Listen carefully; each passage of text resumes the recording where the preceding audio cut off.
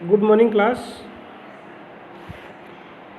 आज के वीडियो में हम दी राजस्थान टेनेंसी एक्ट राजस्थान काश्तकारी अधिनियम 1955 के अंतर्गत रेवेन्यू कोर्ट्स राजस्व न्यायालयों के बारे में पढ़ेंगे,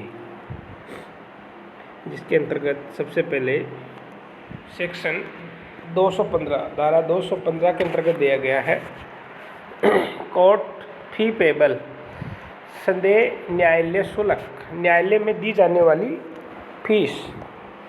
the court fee payable in shoots and on application under Rajasthan काश्तकारी अधिनियम shall be as specified in the 6th column of the 3rd schedule।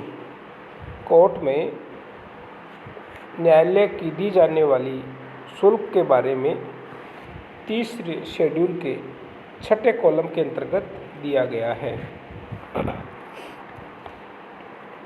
And provided that no court fee shall be payable in any suit और on application instituted और made by और on behalf of the state government. राज्य सरकार के द्वारा अथवा राज्य सरकार के माध्यम से लाए जाने वाले किसी भी वाद और प्रार्थना पत्र पर किसी भी प्रकार का न्यायालय में शुल्क नहीं लिया जाएगा। नेक्स्ट सेक्शन है section 216 place of sitting of revenue courts, राजस्व न्यायालयों के बैठने का स्थान। इसमें बताया गया है द बोर्ड में sit for the disposal of case at any place in the state, अर्थात बोर्ड राजस्व से संबंधित मामलों के निपटारे के लिए राज्य में किसी भी स्थान पर बैठक कर सकता है। दूसरा है a revenue appellate authority shall sit at such place और places as the state government में from time to time direct. राज्य सरकार के दिशा निर्देशों के अनुसार राजस्व अपील प्राधिकारी राज्य में किसी एक स्थान पर या अन्य स्थानों पर बैठ सकता है।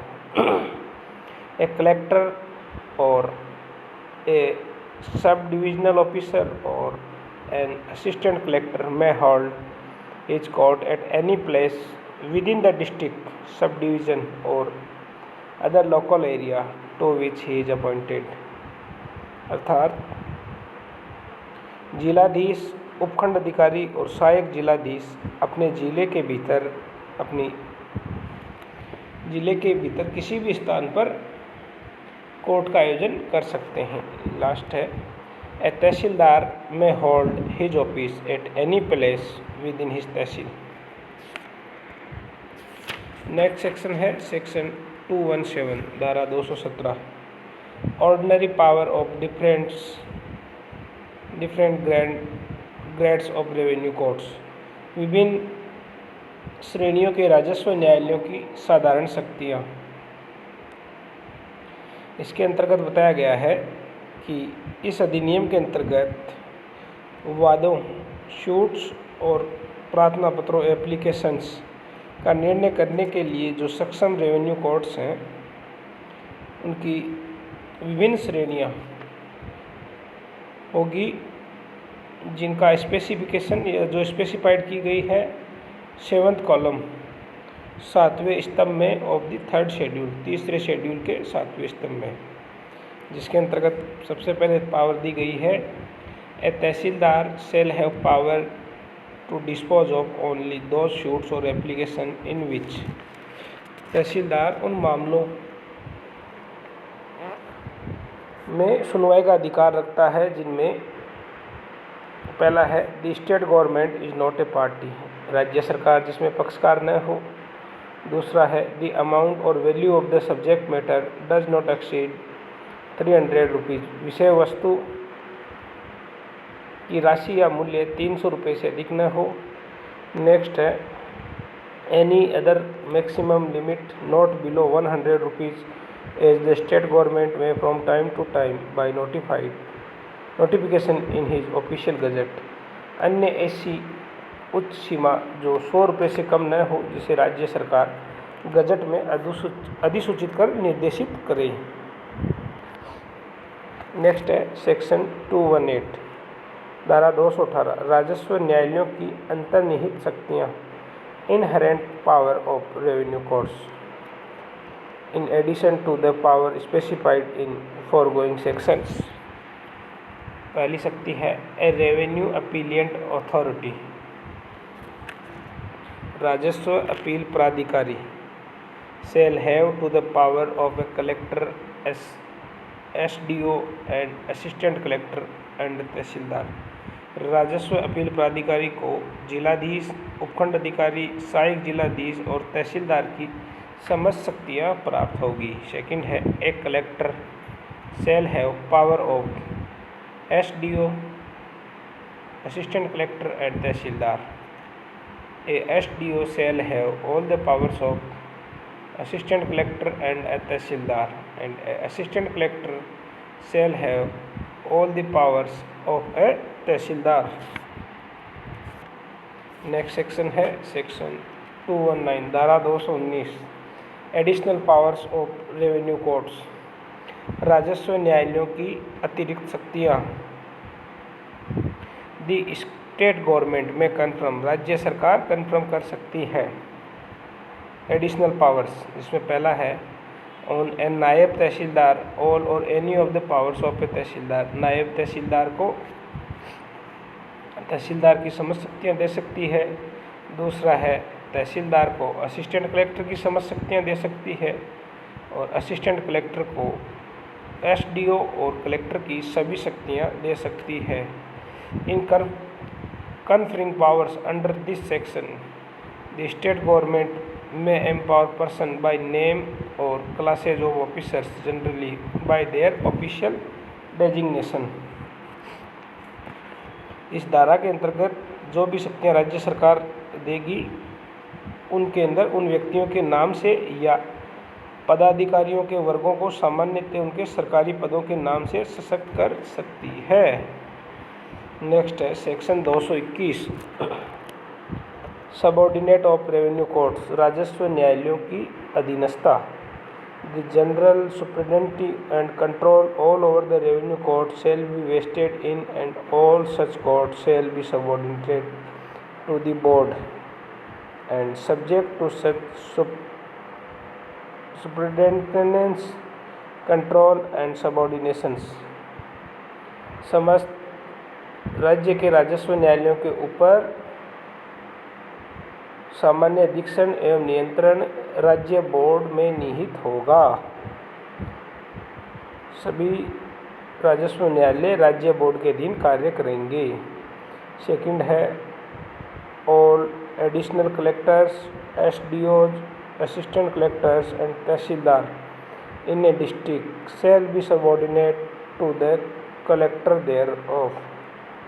नेक्स्ट है all assistant collectors, tahsildars and naib tahsildars in a sub division shall be subordinate to the sub divisional officers and in and all additional tahsildars and naib tahsildars in a tahsil shall be subordinate to the tahsildar thereof. Next हम पढ़ेंगे appeals.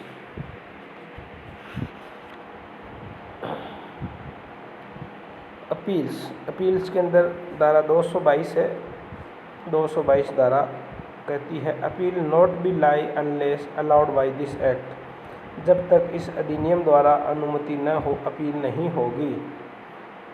इसके अंतर्गत बताया गया है कि राजस्व न्यायालय द्वारा पारित किसी डिक्री या आदेश की अपील इस अधिनियम में की गई व्यवस्था से ही होगी, इसके अतिरिक्त नहीं होगी। It means no appeal shall rise from any decree or order passed by any revenue court except as provided in this act। Next है section 223 223, appeals from original decree, मूल डिक्रियों की अपीलें। An appeal shall lie from an original decree, किसी मूल decree की appeal to the collector if such decree is passed by the tehsildar. यदि तहसीलदार के द्वारा पारित की गई है मूल डिक्री तो उसकी अपील जिलाधीश के यहाँ होगी। To the revenue appellate authority if such decree is passed by assistant collector ASDO। यदि उक्त डिक्री किसी सहायक जिलाधीश, उपखंड अधिकारी या जिलाधीश द्वारा की गई है तो उनकी अपील राजस्व अपील प्राधिकारी को होगी। नेक्स्ट है सेक्शन 224, अपील में पारित डिक्रियों की appeal. Appeals from appellate decree. An appeal shall lie to the revenue appellant authority from a decree passed in appeal by a collector। Appeal में जिलाधीश द्वारा पारित डिक्री की अपील राजस्व अपील प्राधिकारी को होगी। An appeal shall lie to the board from a decree passed in appeal by a revenue appellant authority on any of the following grounds, namely। Appeal राजस्व अपील प्राधिकारी द्वारा पारित डिक्री की अपीलें निम्नलिखित आधार पर बोर्ड में होगी, जिसमें पहला अधिकार है निर्णय में विधि या विधि का बल रखने वाली किसी प्रथा के विरुद्ध, the decision being contrary to law or some usage having the force of law। Second है the decision having failed to determine some material issue of law or usage having the force of law। Next है ए sustainable error, सारभूत त्रुटि और defect या दोष in the procedure provided by और under Rajasthan revenue act और by any other law for the time being in force which may possible having produce an error or defect in the decision of the case upon the merits। next है the decision being contrary to the weightage of evidence, साक्ष्य के प्रभाव के विपरीत, on record where the lower appellant court has varied or revised any finding of the trial court on a question of fact। Section 225, appeals from order, आदेशों के विरुद्ध appeal. N appeal shall lie from the final order passed on an application on the nature specified in the third schedule and from such other orders as are mentioned in section 212 of Rajasthan Revenue Act and in section 104 of the CPC।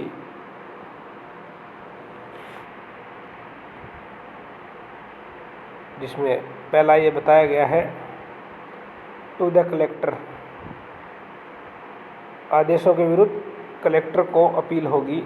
If such order is passed by tehsildar, यदि तहसीलदार ने आदेश दिया है तो उसकी appeal collector के यहाँ होगी। Second है to the revenue appellate authority, राजस्व अपील प्राधिकारी को अपील होगी। If such order is passed by the, यदि वो ऑर्डर पास किया गया है असिस्टेंट कलेक्टर और SDO सब डिविजनल ऑफिसर और ए कलेक्टर। थर्ड है टू दी बोर्ड, राज्य बोर्ड राजस्व बोर्ड को अपील जाएगी यदि ऑर्डर पास किया गया है bye a revenue appellate authority.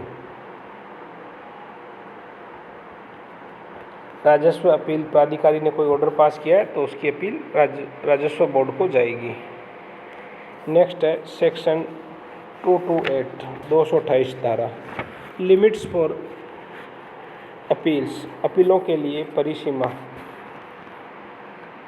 इसमें पहला बताया गया है no appeal to the collector shall be brought after the expiry of 30 days from the date of decree और ऑर्डर कंप्लाइंड ऑफ। 30 दिन व्यतीत हो जाने के पश्चात जिलाधीश को अपील नहीं होगी। सेकंड है no appeal to the revenue appellate authority shall be brought after the expiry of 60 days। Collector जिलाधीश महोदय को 30 दिन का समय के अंदर अपील करनी पड़ेगी।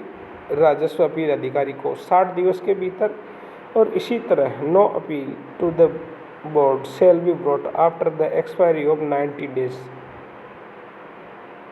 90 दिन के व्यतीत हो जाने पर कोई भी अपील राजस्व बोर्ड में नहीं होगी। इसके अंदर प्रमुख वाद दिए गए हैं।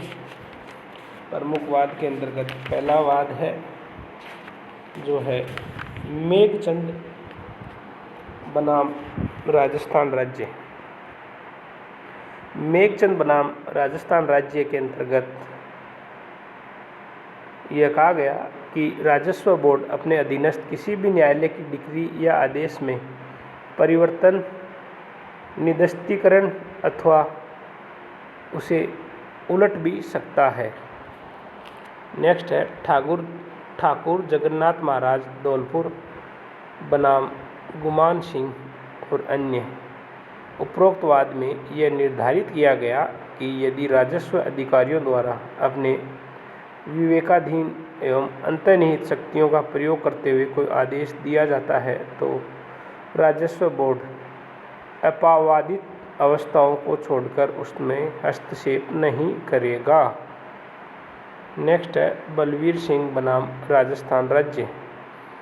बलवीर सिंह बनाम राजस्थान राज्य के वाद के अंदर ये कहा गया कि धारा 212 सेक्शन 212 के अंतर्गत अस्थायी निषेधाज्ञा हेतु प्रार्थना पत्र निर्णित नहीं किया गया और न ही अस्थायी निषेधाज्ञा हेतु विचारण न्यायालय के समक्ष प्रार्थना पत्र पेश किया गया। उक्त मामलों में न्यायालय द्वारा अपने शक्ति का उपयोग इन परिस्थितियों में किया जाना न्यायोचित नहीं माना जाएगा।